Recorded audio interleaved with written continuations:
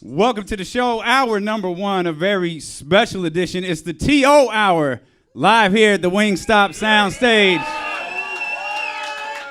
Terrell Owens in the building. T.O., we appreciate you, man. Thanks for being here. I appreciate you guys, man. You're going to be a part of the Matt Backer Celebrity Basketball Game. We'll talk about that in just a little bit. You're a big basketball dude. We all know that.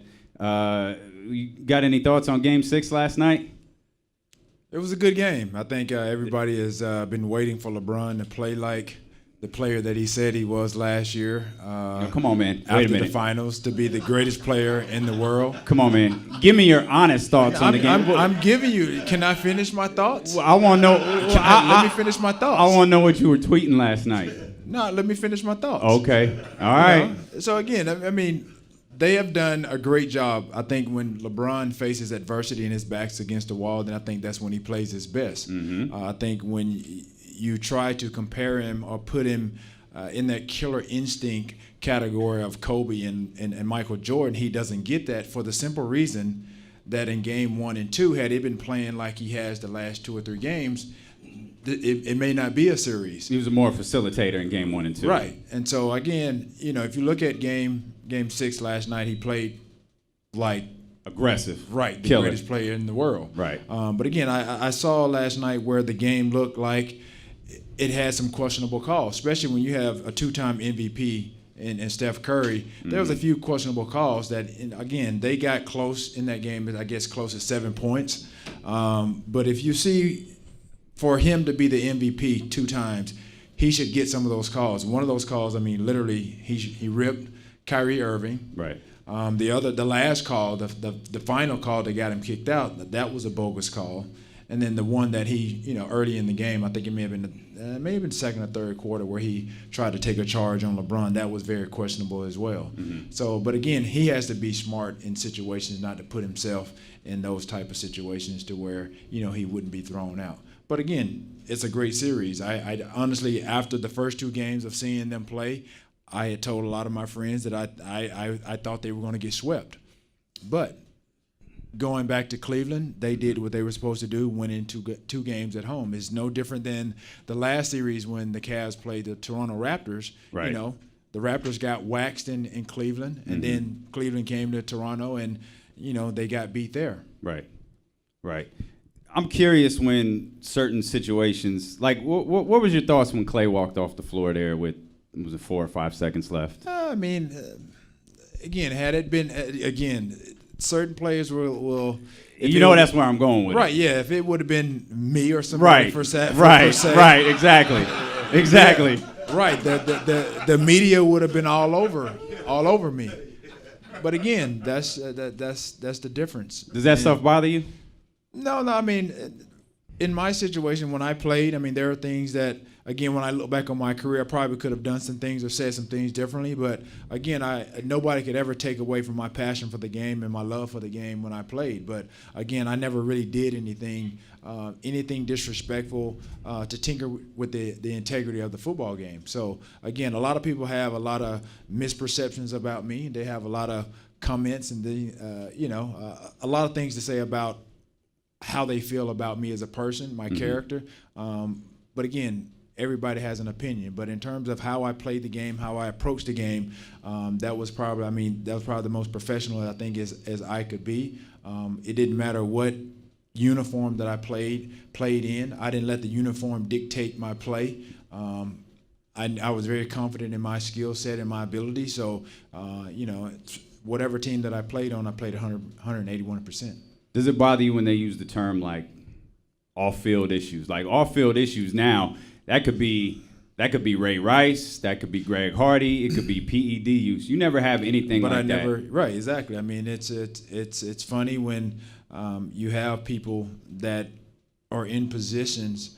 When you talk about the analysts or the color commentators and guys are getting in trouble off the field, and my name is often brought up in those situations, I've never had any off the field issues. So, which is an unfair representation of really kind of who I am, because I've never had any off the field issues. I don't know why my name seemed to come up when those things happen, but again, I feel like I was raised by a great woman in my grandmother that raised me the right way to know right from wrong, and I've been able to present myself as a model citizen, even when I played and even after my days of playing. So I don't. What do you think sad. the issues are then? Like why are you always lumped together with them? I honestly I have no idea. But other than that, in terms of my character, I think it's intact. I think it's unblemished in terms of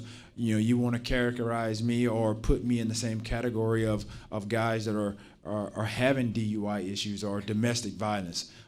These are serious issues. Those are real off the field issues and problems, and I've never had that. So when anybody have those type of conversations and my name come up, you really have to think about the question or the subject at hand. You feel like you get roped into saying certain things. Like I think back to the Brett Favre. If you guys had Brett Favre, would you have won the Super Bowl? Do you feel like people roped you into certain things? It wasn't anything about the Super Bowl at that time. Again, I should have listened to the question carefully, and I should have answered it carefully as well. I mean, I was just answering the question, not thinking that it could go south. I mean, he asked me at that particular time, had we had Brett Favre, I don't even know why he asked it, to be honest. But, he asked me if Brett Favre was our quarterback, I think something about would we have a better record or something like that, how would we be doing? Right. And my response was, and Michael Irvin was the one that said that. Right. The guy Graham Bensinger was the one interviewing me, and he basically was asking me about a question that Michael Irvin had asked. And so I just said, being honest, I just said, well, I would probably agree with that assessment based on my knowledge of watching Brett Favre play, knowing, here's a guy that, has played, through a number of injuries. I mean, he's a warrior.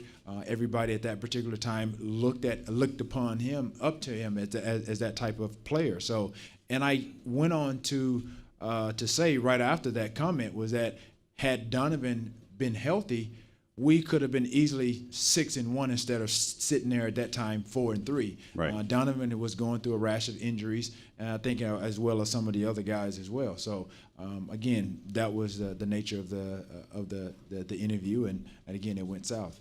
And as things went from there, I recall you essentially broke your leg. Right. I think it was December. Right. I had a severely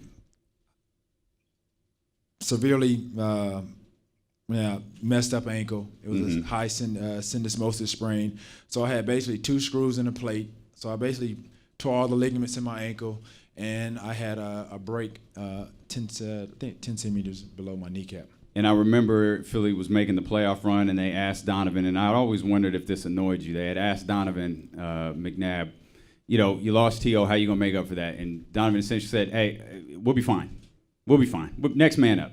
Did that bother you? Did that? No, I think it wasn't really. I think it was the tone in which he said it. It wasn't just, he wasn't being really diplomatic about his answer. It was more of, we don't really need T.O. to get to the Super Bowl.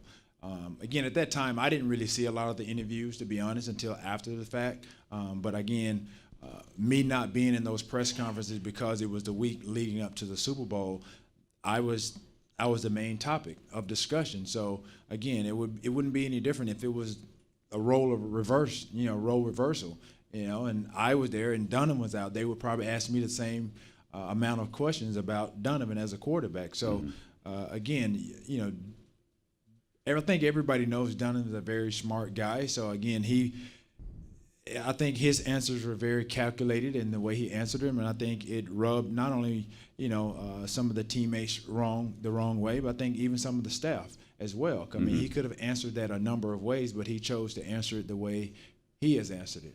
Right. We'll miss him, but we got to have another guy step up right. in the business. I mean, there was a way you probably could have answered that. By the way, came back for the Super Bowl, and this is one of the few guys, I think, in the history of the NFL who has a legitimate argument to have won the Super Bowl MVP, but have been on the losing team.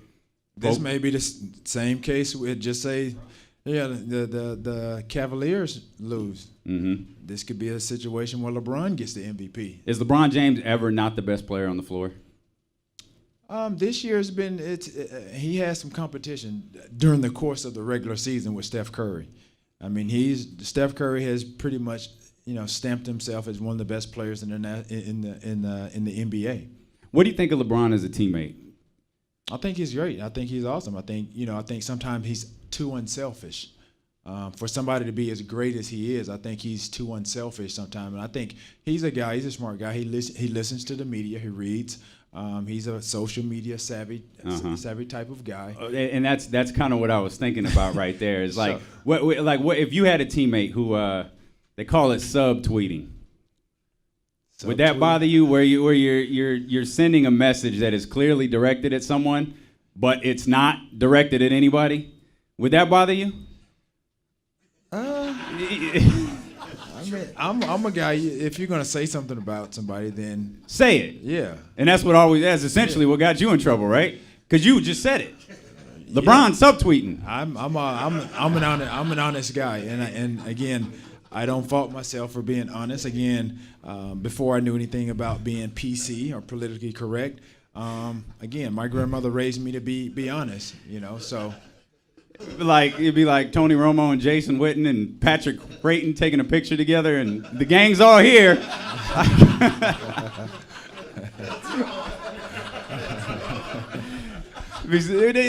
on, man, that bug you. Hey, some people have their way about going about things. And what would T.O. have been like if Twitter and Snapchat were hot in like 2005? Day you went home. I would have broke the internet. I would have been like Kim. I would have been like Kim Kardashian. I would have been breaking some internets. So many different. Yeah, internets, not internet. Plural. You were broken all of them, huh? Yeah. Plural.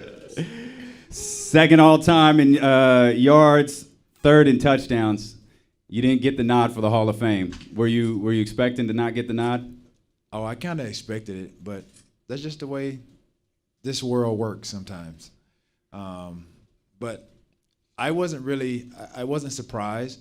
And I think, my friends and family that were in San Francisco at the time when, we were waiting at the hotel for them to walk around to say yay or nay if we made it.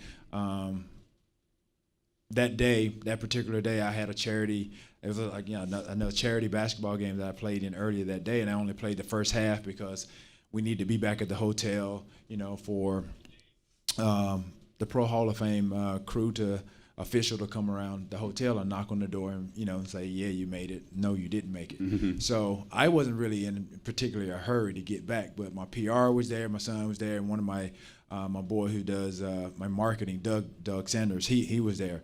And so I was just kind of taking my time, with the game. I was really trying to play the whole entire game. Sure. So I stayed there a little bit more extended than I should have. And they're like, dude, you got to get back. You got to get back. So I got back to the hotel. I'm like, but I drove back because they knew I'm a fast driver, so we needed to get back in a hurry. So I'm like, I don't know what the hurry is. I'm like, if I make it, I make it. It's not like you're going to change your mind if you're not there. Right. So I got back to the hotel. So I'm getting ready to undress. I'm about to go in the shower. And so as soon as I turned the corner to go to the shower, the guy knocked on the door. And so he basically just said, I'm sorry, Mr. Owens, you're not, blah, blah, blah. I'm like, all right, cool. So I shut the door and I'm like, all right, let's go to Cheesecake. Let's go to Cheesecake Factory. Mm-hmm. But again, I wasn't mad or anything. I just felt like with my body of work, and if you look at the statistics and the criteria for guys getting into the Hall of Fame, then I knew I should have been a shoe-in, and I think a number of other people knew that as well. But for me, I saw it as a form of disrespect instead of disappointment. So I wasn't disappointed at all. Mm-hmm.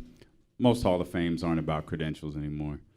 Basketball may be the only one. Baseball is a bit of a joke. It seems football, they try to make a point. If I remember correctly, Michael Irvin didn't get in his first go-around either. Right.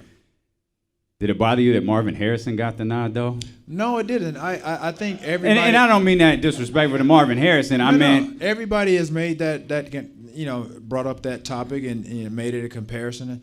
I think just the fact that, it was two receivers that were obviously worthy of being inducted, I think that was the case. Mm-hmm. And so for me, again, this was my year to be inducted into the Hall of Fame. And again, I guess last year or the year before. He's been in there like twice. I've been up for it twice and didn't make it, and so that was the controversy behind it. So I didn't have a problem with it, If it gets passed next year, would you?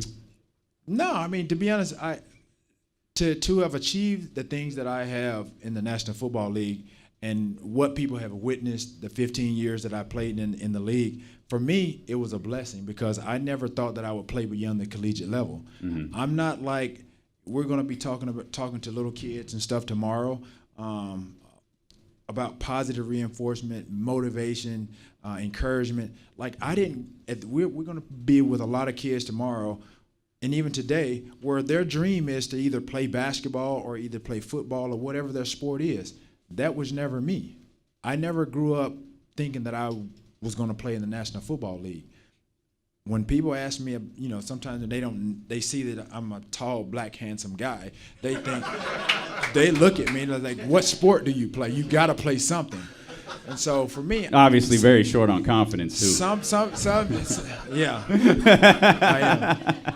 Some people think because of my height, think I play basketball, and some people that know somewhat of me and I may look familiar to them, they know that I probably played football. Mm-hmm. But for me, I consider myself an athlete, and that's what allowed me to be able to really take my skill set as a receiver. Once I really kind of realized that I could take my talents to another level, that's what enabled me to do the things that I did on the football field. Because I loved basketball. I played baseball in high school. I ran track. I did a number of things. I didn't just limit myself. So the things that I was able to do in terms of some of the physical attributes that I possessed, in terms of my hands, my speed, my size, I used that all to my advantage. And so it was a blessing to be drafted to the San Francisco 49ers and, again, to be playing alongside and sitting next to the greatest of all time in Jerry Rice. That was a blessing for me because I soaked up everything that I could from him. I learned everything that I could from my individual coaches, my position coaches, and I stayed in an earshot distance of when Steve Young was talking to Jerry, when Bill Walsh walked on that field and he was talking to Jerry. I listened when Steve Young was talking to Brett Jones. I listened to Steve Young talk to all the guys. So if there was something involving the offense, I was somewhere in an earshot distance listening to everything because the West Coast offense is based on precision and timing. Mm-hmm. And for me, that's how I enabled myself to be as good as I was when Jerry was in the lineup, JJ was in the lineup. It didn't matter whether you was number 1, number 2, number 3, or number 4 in the progression because at any given time, you can become the number 1 target. So I just soaked up everything that I could. I did a lot of film study. The physical part, that was my job, and that was preparing myself every summer in the weight room and throughout the course of the season, maintaining. I'm pretty comfortable in saying if we do this 6 months from now, we'll be introducing you as NFL Hall of Famer, Terrell Owens. We appreciate your time, my man. Thank you. Thank you. T.O. We'll be back with more of the Lowdown next on Sports 1140 KHTK.